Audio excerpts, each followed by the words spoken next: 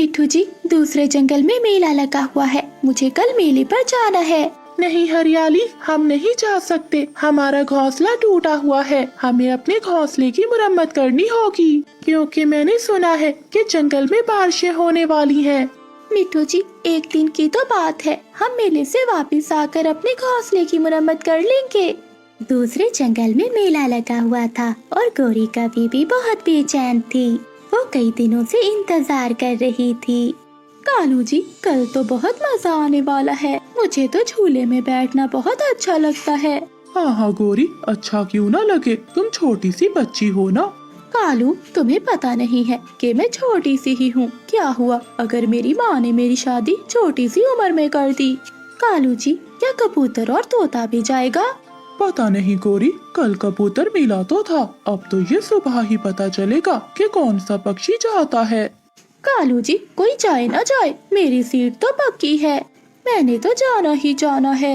गौरी, सुबह तो होने दो, अब सो जाओ, क्यों पागल हो रही हो। अगले दिन मिठू तोता और हरियाली तोती कबूतर के पास जाते हैं। कबूतर यार, क्या इरादा है, मेला देखने नहीं जाना क्या? मिठू यार, जाना तो है, मगर मैं परेशान हूँ। क्या हुआ कबूतर, क्यों परेशान हो? यार मिठू, मेरा घोंसला टूटा हुआ है, इसकी मुरम्मत करनी है मुझे। कबूतर, घोंसला तो हमारा भी टूटा हुआ है, एक दिन से कोई फर्क नहीं पड़ता, हम जल्दी लौट आएंगे। कालू जी, जल्दी करो, अब चले, दूसरे पक्षियों से भी पूछ लेते हैं। दूसरे पक्षियों का साथ अच्छा है, अगर वो साथ चलेंगे तो भोजन मांग कर खा लेंगे। गौरी, जब से मेरी शादी हुई है, तुमने मुझे अपने जैसा निखट्टू कर लिया है। अच्छा कालू जी, मुझे सब पता है जो तुम पहले मेहनत करते थे।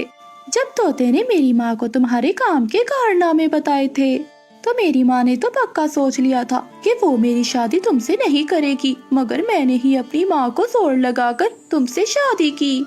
अच्छा कालू, अब छोड़ो, चलो, बहुत देर हो रही है। फिर वो दोनों वहाँ से चले जाते हैं। वो सीधा कबूतर के पास जाते हैं। अच्छा हुआ हरियाली और मिठू, तुम यही मिल गए, हम कबूतर से मिलकर तुम्हारे पास ही जाने वाले थे। कर ली है ना तुमने तैयारी, आज मेला देखने जाना है? हाँ गौरी, तैयारी तो कर ली है, मगर हम बहुत परेशान हैं। हम दोनों के घोंसले टूटे हुए हैं, हमने अपने घोंसलों की मुरम्मत करनी थी और आज मेला भी है, क्या करें, कुछ समझ नहीं आ रहा। अरे इतनी सी बात, जाकर देखो, हमारा घोंसला भी टूटा हुआ है। कौन सा कोई तूफान आ रहा है, कर लेंगे घोंसलों की मुरम्मत भी। अब चलो हमारे साथ। रानो की तरफ नहीं गया कोई? नहीं नहीं, रहने दो, उसकी तरफ ना ही जाओ तो अच्छा है। अगर उस चिड़िया के पास चले गए तो वो कोई नया भाषण सुनाने लग जाएगी। नहीं गौरी, हमें चिड़िया से पूछना चाहिए, ऐसा अच्छा नहीं है। हाँ कालू भैया, हमें चिड़िया के पास जाना चाहिए। फिर वो सब रानू चिड़िया की तरफ चले जाते हैं। चिड़िया, क्या हो रहा है, हर समय काम ही ना किया करो, कभी एंजॉय भी कर लिया करो। नहीं गौरी, मैं तो बस समय की कदर करती हूँ, काम के समय काम और एंजॉय के समय एंजॉय। इन दिनों मैं अपना नया घर बना रही हूँ, मुझे कल ही संदेश मिला था। इस दफा बहुत बारिशें होनी है और बरसात का मौसम भी शुरू होने वाला है। चिड़िया, हम तो तुम्हारे पास आए थे, हम सब मेला देखने जा रहे हैं, सोचा तुम्हें भी साथ लेते जाएं। कौन सा बरसात शुरू हो गई है? नहीं गौरी बहन, मुझे आज बहुत काम है, अगर आप सब मेरी बात मानो तो आप सब भी ना जाओ और अपने अपने घोंसलों की मरम्मत कर लो। अगर बरसात शुरू हो गई तो बहुत मुश्किल हो जाएगी।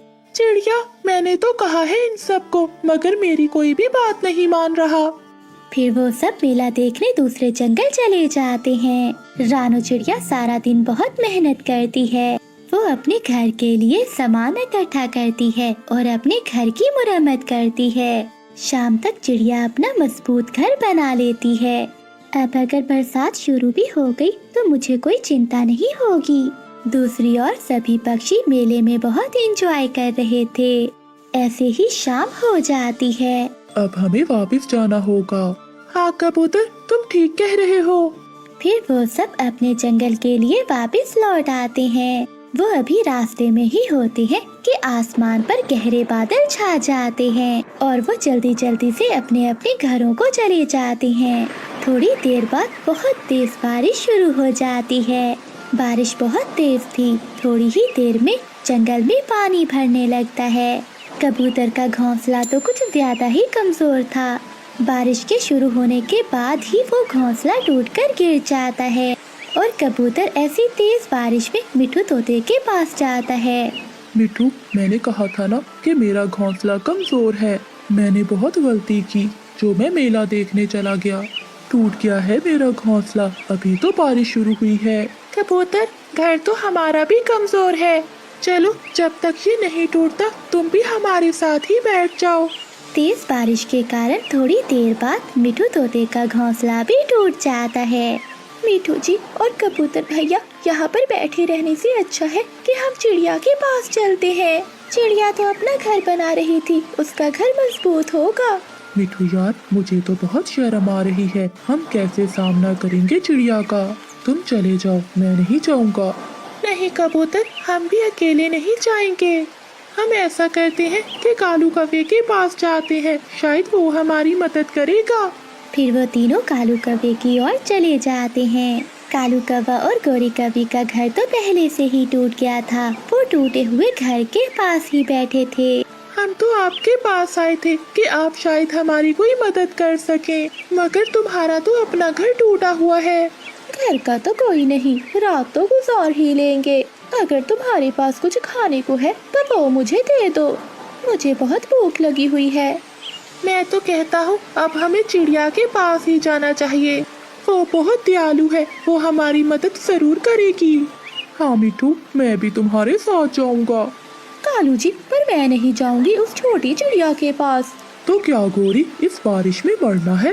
कालू, तुम मुझे मरने दो। अगर जाना है तो जाओ, मैं नहीं जाऊंगी। गोरी बहन मान जाओ, हवा बहुत ठंडी है। चिड़िया हमारी जरूर मदद करेगी। तुम अपनी टैटै बंद करो, मोटी चोंच वाले। चलो चलो दोस्तों, हम चलते हैं चिड़िया के पास, इसे मरने दो यही। फिर वो चारों रानू चिड़िया की ओर चले जाते हैं। चिड़िया, हम बहुत शर्मिंदा है। कोई बात नहीं मिठू भैया।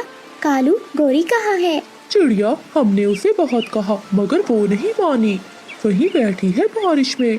कालू भैया, ऐसे तो उसे ठंड लग जाएगी। फिर रात को वो सभी पक्षी चिड़िया के घर में ही सो जाते हैं। अगली सुबह भी हो जाती है, लेकिन बारिश थी कि रुकने का नाम ही नहीं ले रही थी।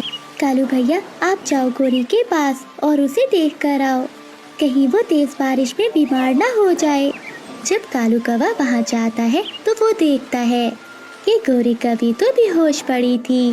वो कुछ भी बोल नहीं रही थी, शायद उसे ठंड लग गई थी। गोरी, जिद ना करो, मेरे साथ चलो, तुम यहाँ मर जाओगी। लेकिन गोरी तो जरा भी नहीं हिल रही थी। गोरी, गोरी। गोरी कौवी तो मर चुकी थी।